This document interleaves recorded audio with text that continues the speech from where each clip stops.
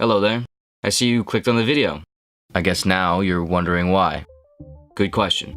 Well, first, obviously the video had to exist for you to click on it. So partly you clicked on the video because I made the video. But of course, the video also needed to be shared on a public platform for you to see it and click on it, which in this case was YouTube. So I guess it's also because of YouTube that you clicked on the video.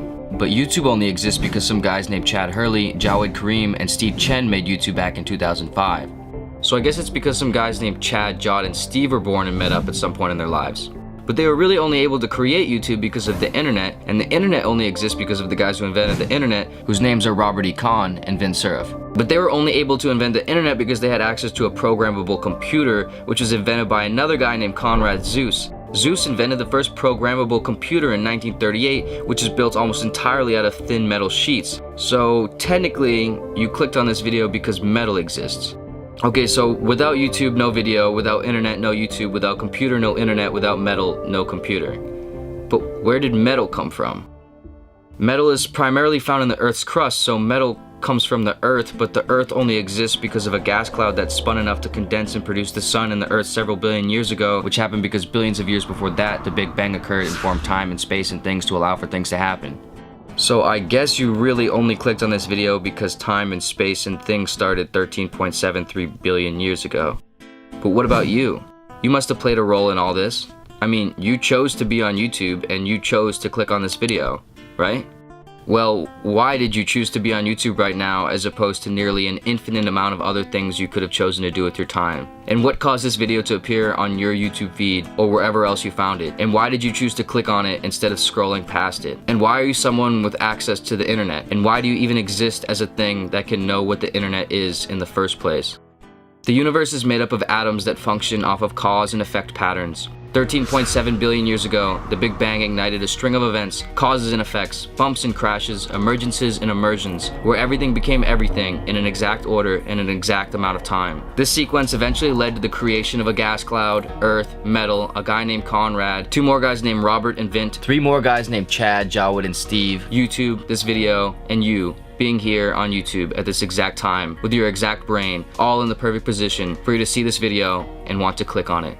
If this is true, would that mean that all of this was predetermined?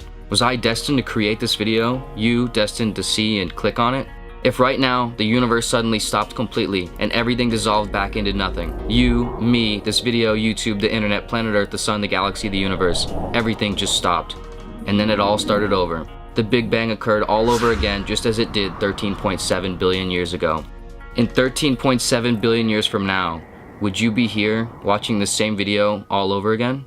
If the universe functions off of cause and effect sequences carried out by the interaction of atoms, and you are made up of atoms, and your brain is made up of atoms, like everything else in the universe, you exist and function based off of cause and effect patterns. So if the universe started over exactly how it did 13.7 billion years ago, just like how knocking down dominoes placed exactly the same way with the same wind and temperature conditions would lead to the last domino falling in the exact same place in the exact same amount of time, every time. In 13.7 billion years from now, all the particles of the universe would have bumped and crashed and buzzed in the same order, creating the same solar system, sun, earth, metal, computer, internet, YouTube, this video, and you watching it. So after all that, you clicked on this video because you didn't have a choice. Now, you might argue that if I didn't title or thumbnail this video in this way, you wouldn't have chosen to click on it, and therefore you would have had freedom of choice because of a reason. The reason being that you chose to click on it based on whether or not the title or thumbnail provoked or interested you. But why did this video's title or thumbnail provoke or interest you? And did you have any say in it? In general, do you decide what interests you or not? No, things just do or don't. You were free to click on this video because you wanted to, but you weren't free to want to click on this video.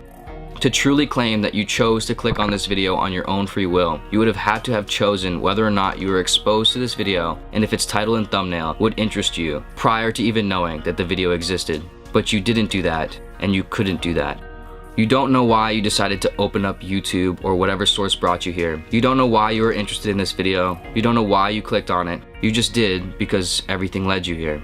Arguably, it is impossible to argue that we have free will. Our choices are determined by neurophysiological events in the brain, which are determined by our genes, childhoods, and life experiences, all of which have wired our brains in a certain way, none of which we had any say in. Our lives are determined by the forces of cause and effect that exist outside of our control. The things that happen that cause you to be born, you did not choose. The things that cause you to be born to your specific parents in a certain part of the world, you did not choose. The things that cause you to be male or female, tall or small, light or dark-skinned, you did not choose. The things that have passed by you, the words you have heard, the feelings you've experienced, you did not choose any of it, and you cannot choose what any of it will cause you to do and feel in this moment or any other moment. Essentially, that means that nothing you do is really your choice. And wouldn't that mean that there's no point in doing anything? No point in trying? No point in caring? If we are no different than the atoms around and inside of us, operating with no control over their movements and placements in time and space, then isn't everything we do meaningless and not worth putting effort towards? No, fortunately for us, that is not the case. You can't truly choose who you are or who you become. You can't choose what happens or has happened to you, but you can choose what to do with it all, how to observe it, how to experience and embrace the movement of it. When you get in a car, you put a seatbelt on, or at least you should. Even though you have no control over the conditions of the roads and the other drivers on the roads, you still put a seatbelt on. You have no choice in the fact that you know what a seatbelt is, as well as no choice in the feeling of fear for what not having a seatbelt might cause, but your response to this knowledge and fear can still save your life if you are hit. You observe the knowledge and feeling towards putting a seatbelt on, so you do. And if you are hit, this action can save you.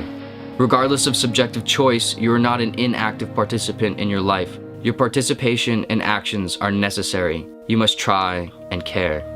Likewise, when you have a goal, dream, interest, passion, or curiosity, you don't not do anything because the universe predestined you to end up somewhere.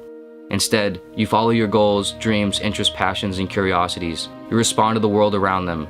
You do things. You find out where you'll end up. You click on the video, and you hopefully enjoy it.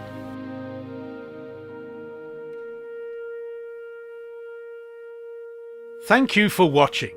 If you found enjoyment and value in this video, please give it a thumbs up, share your thoughts in the comments below, and if you are not already, be sure to subscribe to our channel. We are constantly coming out with new videos to help you experience life with clarity and wonder.